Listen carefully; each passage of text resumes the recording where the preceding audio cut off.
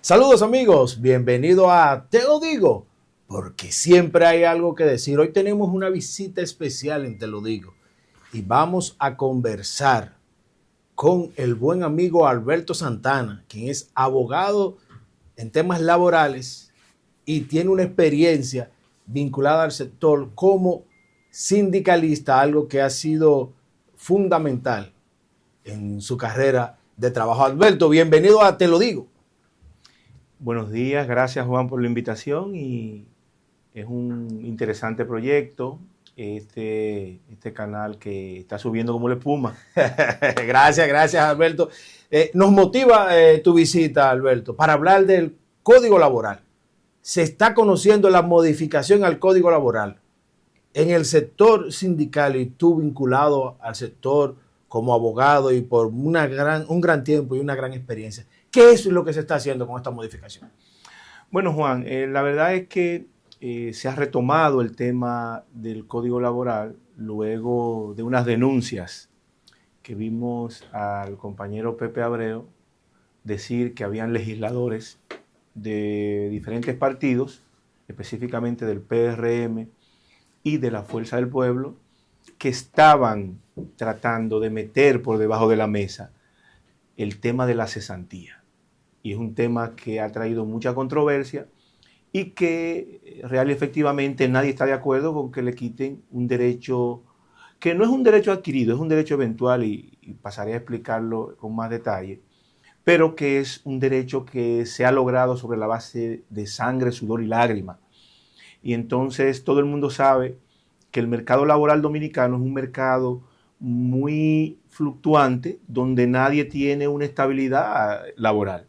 Por tal razón, lo único que la gente tiene, como popularmente se dice, es su liquidación, lo que son sus prestaciones laborales. Su chelito. Entonces, al verse afectado, al verse amenazada la eliminación de la cesantía o la variación de la cesantía, todo el mundo ha prendido las alarmas.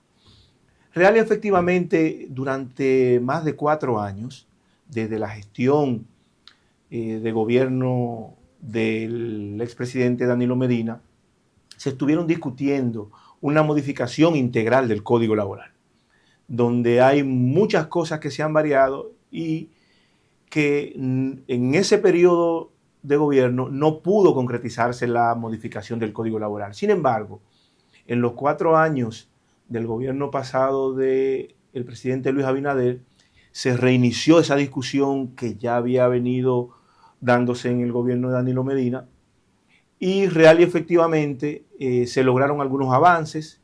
Nosotros de manera particular creemos que lo que hizo fue que se acomodó al sector empresarial muchísimos temas, porque el ministro de Trabajo pasado era un ministro que respondía al sector empresarial. Pero cuando hablamos de que se acomodó, ¿por qué se acomodó el Código Laboral en este aspecto? Mira, ese Código Laboral fue un código muy garantista, en donde los trabajadores tenían, como la parte más débil del mercado laboral, tenían muchos beneficios.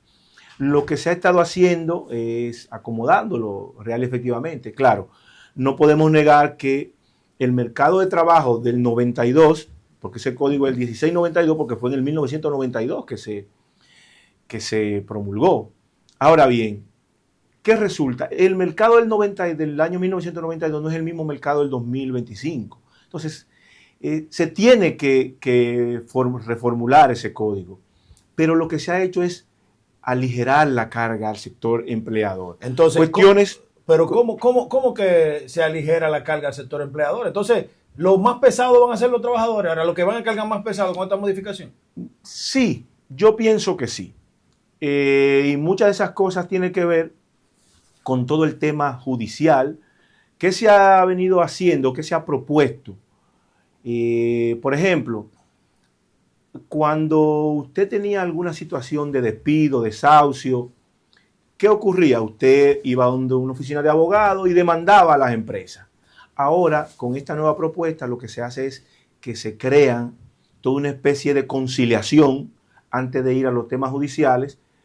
Eso es un elemento como diciéndote, bueno, vamos primero a consensuar, que no está mal, pero también no tiene el hándicap que tenían los empresarios de que tenían que cumplir con los derechos de los trabajadores. Eso se le aliviana y ellos tienen el mecanismo de conciliar y negociar antes de ir a unos temas judiciales.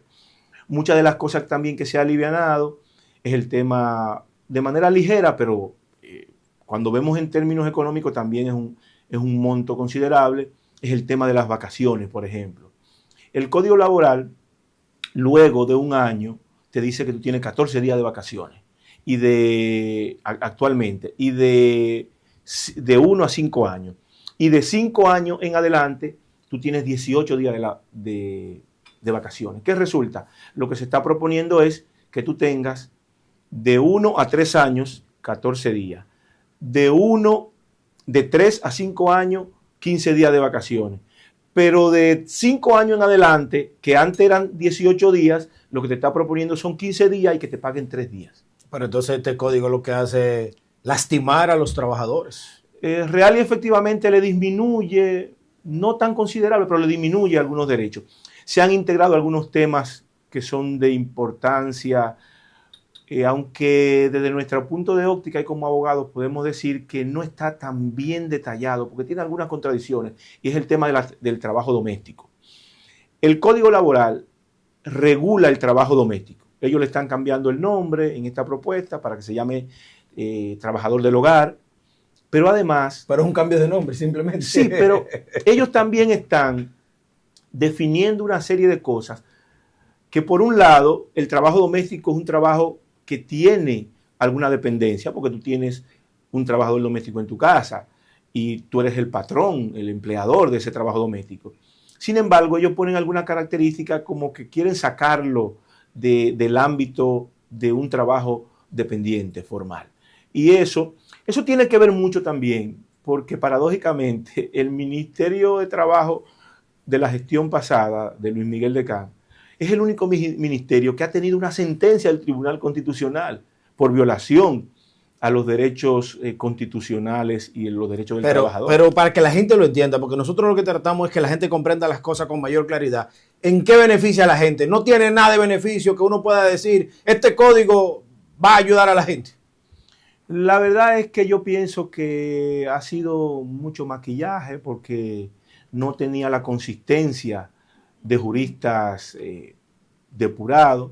Se mejora las relaciones entre el empleador y el trabajador en materia judicial, que era la gran preocupación, porque también hay que decir que había muchos abogados laborales que hacían embargos temerarios y eso también se regula.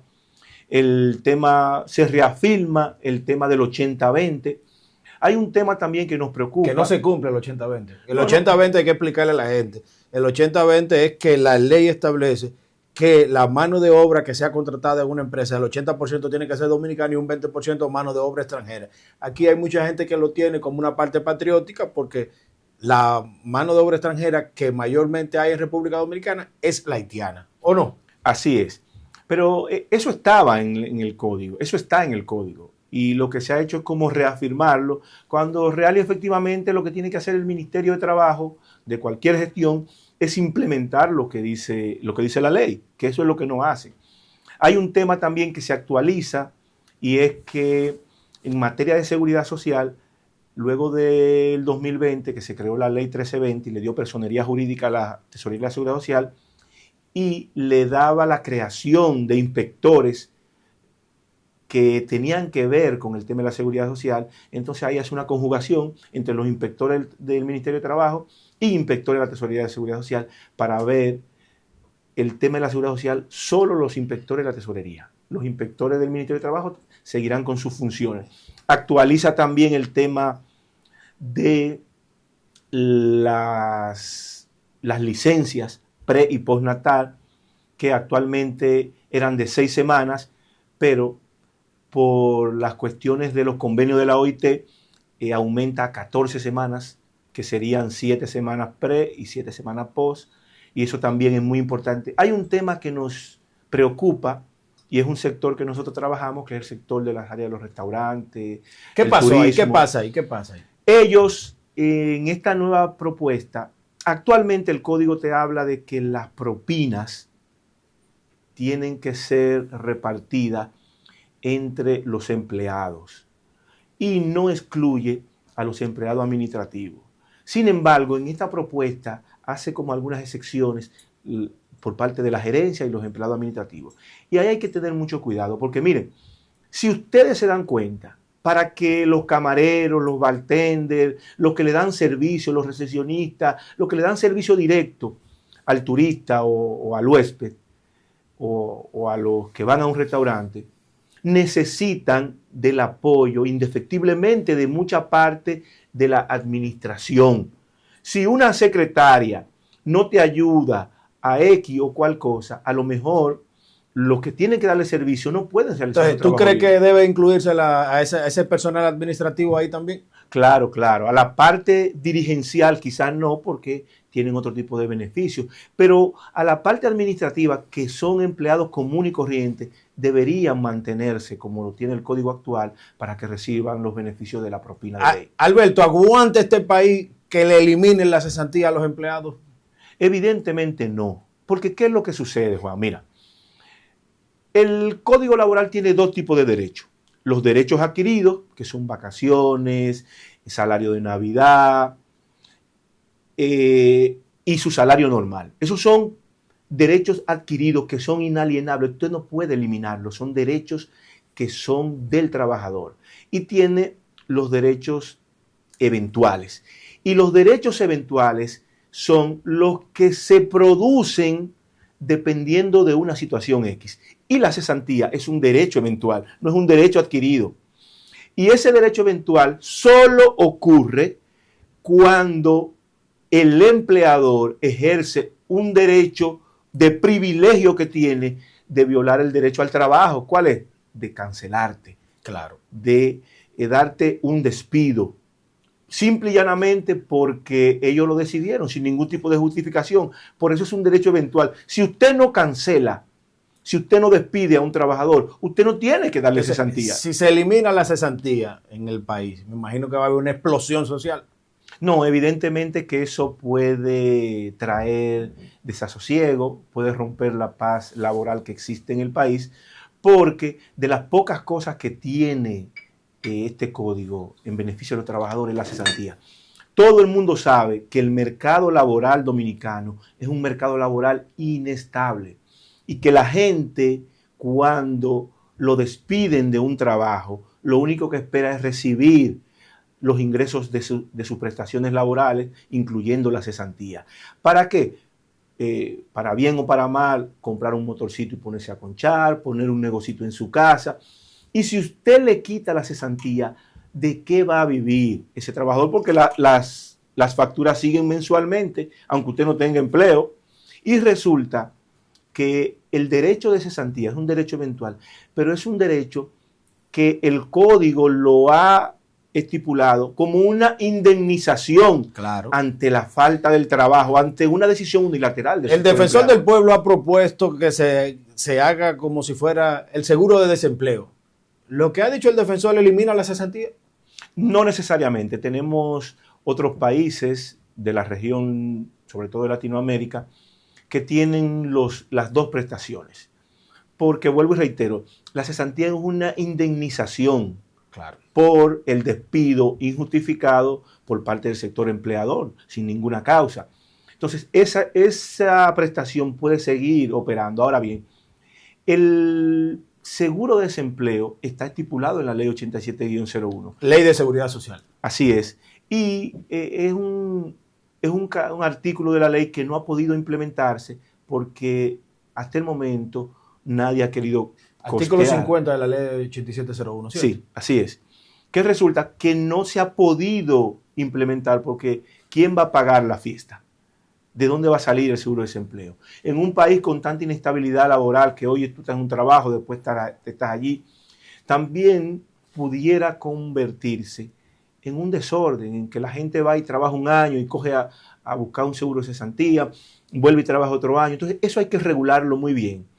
En el año, del año 2016 al 2020 se hicieron unos ejercicios interesantes, Juan, en donde se estaba proponiendo que el sector empleador pagara un porcentaje, creo que era un 1.4 más o menos, de los salarios, de la nómina de las empresas, para costear ese seguro de desempleo. Se hicieron algunos estudios, algunos análisis, pero no se concretizó nada. Pero fue un ejercicio muy interesante porque, en definitiva, si tuviéramos esas dos prestaciones, yo pienso que pudiera tratar de alivianar la carga que dice el sector empresarial que tiene. Ojo, el sector empresarial dice que ellos ponen ese dinero en su totalidad, pero hay que decir que ellos lo que están haciendo es un avance de impuestos, porque todo eso que ellos cotizan, tanto en riesgos laborales como la propia nómina, ellos lo descuentan de impuestos sobre la renta a final de año. Quiere decir que no son ellos que lo están poniendo en su bolsillo. Lo está poniendo el trabajador. Claro, el Estado, porque en definitiva se lo está descontando de los impuestos sobre la renta. Pero el defensor hablaba de crear un fondo en conjunto con Idopril. ¿Es posible eso? ¿No se agotan esos fondos? No, yo pienso que es viable, pudiera ser viable, hay que hacer unos análisis actuariales y esto no es descabellado, porque la verdad es que paradójicamente las ARS tienen ganancias todos los años. Idopril tiene ganancia también, pero eso no se ve como ganancia.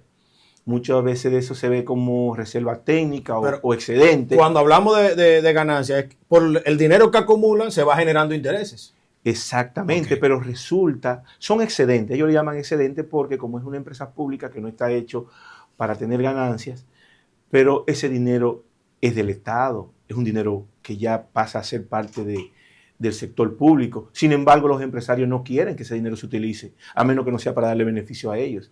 Porque ellos son que lo pagan. Recordemos, reitero, que ellos, todo lo que pagan en materia de seguridad social, de riesgos laborales, salud y riesgos laborales, ellos lo descuentan de impuestos sobre la renta, ellos lo reportan. Entonces, en realidad no son de ellos. Los excedentes que tiene Idopril en materia de riesgos laborales son del Estado y el Estado debe, en vez de estar acumulando recursos ahí, debe invertirlo en el desarrollo de la nación. Casi nos vamos, Alberto. El 24 de marzo tiene que rendir informe en la comisión del Senado que preside Rafael Barón Duluc, senador de la provincia de la Altagracia, Cholitín, que es la comisión que estudia el Código Laboral. ¿Qué pasará aquí? ¿Tú crees que puede ser que el Código Laboral siga igual o si tú crees que se mantienen las intenciones de eliminar la cesantía? Bueno, luego de esa denuncia que hizo el compañero Pepe Abreu, yo pienso que el Congreso en sentido general tiene que tener mucho cuidado con lacerar la paz laboral que tenemos. Nosotros pensamos que la sapiencia de muchos senadores y diputados que tenemos en el país se va a imponer. La sensatez primará y el Código Laboral, con sus bajas, porque desde nuestra óptica creemos que hay algunas bajas, pero que no laceran de manera visceral los intereses de los trabajadores como laceraría la modificación de las cesantías, pudiera pasar sin ningún inconveniente como se consensuó.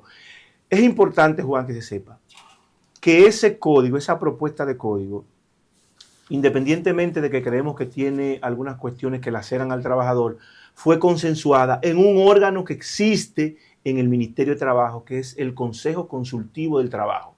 Es un órgano tripartito donde se sientan los trabajadores, los empresarios y el gobierno a través del Ministerio de Trabajo para consensuar los temas laborales. Y ahí fue que se consensuó esa propuesta de código. Y como no hubo ningún acuerdo en base a la cesantía, se envió el proyecto tal y como se consensuó. Luego fue conocido en el Consejo Económico y Social y ese fue el proyecto que se depositó en el Congreso. Y toda la sociedad está pendiente porque parecería que algunos legisladores, incluyendo al senador Duluc, estaban tratando de meter un ladrillo por debajo de la puerta. Un ladrillo, ¿a qué hablamos con un ladrillo por debajo? Un truco. Sí, querían, cuando ya se había consensuado no incluir el tema de la cesantía, querían ponerlo en la agenda y conocer la modificación de la cesantía en el Código Laboral. Pero entonces, como tú dijiste más atrás, se rompería la paz laboral del país. Así es, la sociedad en plena está pendiente porque, mire, es que eso afecta a todos los niveles del trabajo. Afecta a los trabajadores de salario mínimo, afecta a los supervisores y a los mandos medios y afecta también a la gerencia y a los niveles de dirección de las empresas, porque todos reciben sus prestaciones laborales y reciben cesantía. Entonces usted está afectando. Mira, esta es la única prestación eventual del código que afecta a toda la totalidad del sector laboral de las empresas públicas. Mira, hace poco hubo un incremento de salario. ¿Tú crees que ese incremento de salario se lo tragó la inflación? Bueno, nosotros primero queremos felicitar al presidente de la República porque tuvo la iniciativa de apoyar al sector laboral en cuanto a su demanda de aumento salarial, que sea un poco más justo a lo que tradicionalmente se da. Este 20% fue impulsado o propuesto inicialmente por el presidente y el sector laboral se montó en esta propuesta para lograr. Yo creo que lo que se hizo fue tratar de equiparar la inflación que ha venido teniendo la población dominicana, aunque definitivamente eso se lo traga no solamente la inflación, sino la escalada, la ola que se lleva cada vez que hay un aumento salarial, todos los aumentos de precio. Y esperamos que también el comercio, en sentido general, pueda tener la sensatez de no seguir aumentando los precios luego de este aumento salarial, que indefectiblemente no es suficiente, Juan. Alberto, eres experto en temas laborales y de seguridad social. No quiero abordar el tema de la seguridad social porque ya se creó una comisión en la Cámara de Diputados y ese es un tema que lo vamos a tratar aparte porque es bien amplio. Y ahí sí es verdad que hay muchas marañas. Ahí sí es verdad que hay mucha tela por donde cortar y muchas telas de araña. Alberto, cuando vemos esta situación del Código Laboral, la readecuación, ¿en qué va a beneficiar a la gente? Porque tú me has dicho que acomoda a los empresarios. Hay una intención de algunos sectores de querer eliminar la cesantía. En definitiva, ¿cómo podemos definir esto que se ha sometido al Congreso Nacional del Código Laboral? Mira, yo pienso, y lo he dicho en otros programas, que esa propuesta de modificación del código es más cosmético y de adaptación de otras leyes posteriores al Código Laboral. Debió hacerse una reforma más profunda, adecuada a los nuevos tiempos. Es importante destacar también que se incluye el teletrabajo, pero no se profundiza con todo lo que tiene que ver con toda esta economía de plataformas, porque vemos que el emprendedurismo, todo ese tipo de cosas que han avasallado el mercado laboral en estos nuevos tiempos, no están siendo profundizadas. Aunque se pone el teletrabajo, pero no se define con claridad todos estos inconvenientes que han tenido las empresas de plataforma, Uber, Airbnb, una serie de cosas que están ahí, que son una realidad que tú no puedes evadir. Sin embargo, ha sido cosmética de nuestra óptica y debió profundizarse más. Yo pienso que estamos haciendo esta modificación y que en los próximos 5 años tendremos que volver a abordar el Código Laboral de manera más profunda porque el mercado laboral va como una bola de nieve. Va creciendo de una manera abismal y ya la gente no está mirando el tema del mercado laboral como tradicionalmente se ve, un trabajo formal. De hecho, ni siquiera se aborda el trabajo informal en este código, que es algo que todos los países tienen una gran preocupación porque según la OIT, el 60% del mercado laboral mundial está en la economía informal. Quiere decir que ya la gente no tiene un mercado laboral formal para lo que está hecho este código. ¿Por qué el dominicano prefiere la informalidad y no la formalidad? Evidentemente, porque es que con esos salarios pírricos que no te dan para los requerimientos básicos del cuidado de tu familia, tú tienes, por ejemplo, que un vendedor de China de frutas en la calle te genera entre 500 y 1,000 pesos diarios. Pero, Alberto, de ganancias. ¿Son pírricos los salarios en República Dominicana? Claro, claro. Es que cuando tú tienes una canasta básica por encima de los 24, 29 mil pesos en el quintil más bajo y tienes unos salarios mínimos que rondan desde 10 mil pesos hasta 24 mil pesos, quiere decir que esos salarios no te dan para tú cubrir tus necesidades primarias. Entonces el dominicano es un joseador. Claro, mira, es tan tal que el Banco Central dice que la economía informal ronda el 56%. Eso es ahora, actualmente, el último trimestre del año 2024. Estamos hablando del 56%, disminuyó de un 58 a un 56. Pero, ¿cómo estas informaciones pueden ser corroboradas? Cuando tú tienes empleados formales que salen a las 4 de la tarde de un empleo público o privado, se montan en su carro y salen a hacer Uber. Entonces tienen la dualidad de funciones, formal e informal. Nosotros estipulamos en este sector que el sector informal del país ronda el 75 a 80%. Todo el mundo aquí tiene un empleo formal y otro informal para poder subsistir con este salario de miseria que existen. Pero Alberto, ¿cuánto entonces deja de percibir el Estado en cuanto a impuestos, seguridad social y TCS cuando hay una población de un 75% de la informalidad? Mira, es importante tu pregunta. En materia de protección social hay una distorsión porque el Estado dominicano y el sistema dominicano de seguridad social ha creado un mecanismo en donde el 98% de la población está dentro del sistema de la seguridad social. Es decir, tenemos 4.5 millones de personas, de ciudadanos y ciudadanas dominicanas, que están en la seguridad social, unos como titulares y otros como dependientes. Eso es en el régimen contributivo que pagan mensualmente a la seguridad social. Sin embargo, el otro 5.8% de dominicanos está en el régimen subsidiado, cuando esa gran población, muchísimo más de la mitad de los que cotizan, resulta, y viene a ser el caso, que tiene capacidad de cotización, pero el Estado lo incluyó en el régimen subsidiado.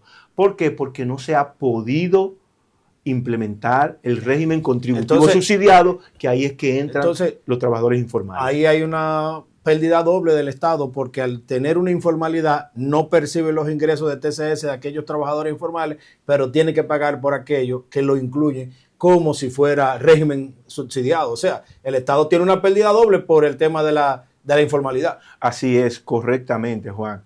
Es que el Estado paga por trabajadores en el sector informal de la economía, o trabajadores independientes, o autónomos, o trabajadores por cuenta propia.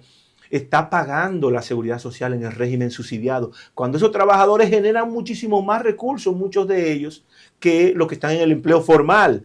Y eso es una debilidad que hay que mejorarla. Señores, es importante destacar que gran parte de esos trabajadores, miles y millones de trabajadores, de los 5.8 millones de trabajadores, una parte importante tiene un seguro privado, aparte del seguro de régimen subsidiado, y cuando tiene un percance de salud, quienes cubren esas situaciones de salud el régimen subsidiado. Es el régimen subsidiado. Entonces, están pagando un seguro para que las compañías aseguradoras se beneficien única y exclusivamente.